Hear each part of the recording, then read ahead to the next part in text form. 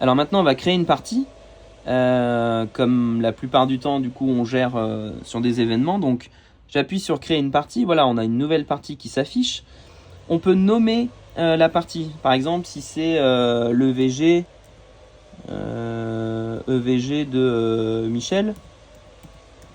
Hop, on va créer EVG Michel. Comme ça, on va savoir que c'est ça. On peut créer la première partie d'EVG Michel.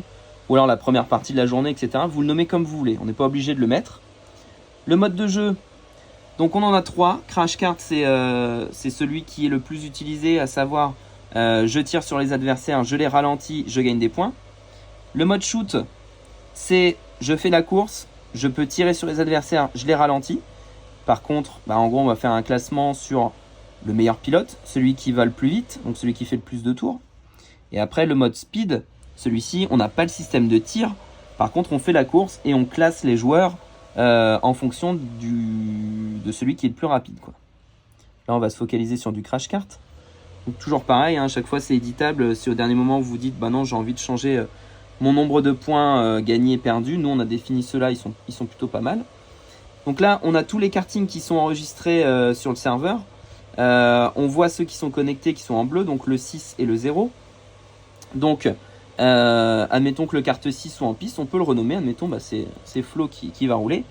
Et puis le kart 0, ça va être Arnaud, admettons.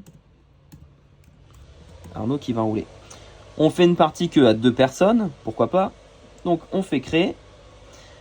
Ici, on voit une partie qui est affichée, qui a été créée déjà avant. Donc c'est-à-dire que celle-là, je l'avais fait sur un précédent événement.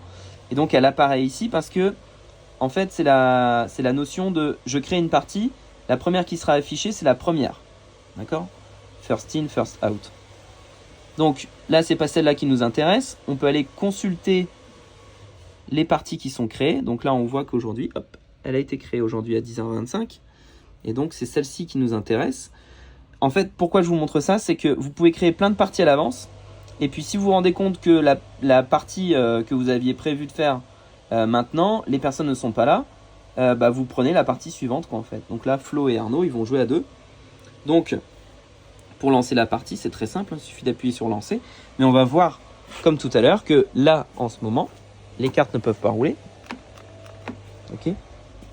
Donc on va lancer la partie. Hop. Et là seulement, on peut rouler.